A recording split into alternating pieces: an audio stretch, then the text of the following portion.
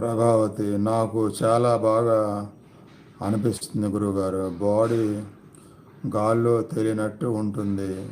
గురు- గురుముఖ ధ్యాన. ఓకే, అవును. గురుముఖ చేస్తేనే మంచి ప్రభావం ధ్యానంలో ఉంటుంది. గురుముఖ చేస్తేనే సంశయాలు తీరుతూ ఉంటాయి, భయాలు పోతూ ఉంటాయి. ఇలాంటి ఎన్నో ప్లస్ పాయింట్స్ జరుగుతూ ఉంటాయి. నేను ఊరకబెట్ల ధ్యానం ప్లస్ గురు సత్సంగం ఈజ్ ఈక్వల్ టు ఆత్మజ్ఞానం ప్లస్ ధ్యాన సిద్ధి అని ఎందుకు పెట్టాను? తప్పకుండా అంత ప్రభావం ఉంటుంది గురుముఖ అనేదానికి, అందుకని అది పెట్టాను ఈరోజు ప్రధానంగా.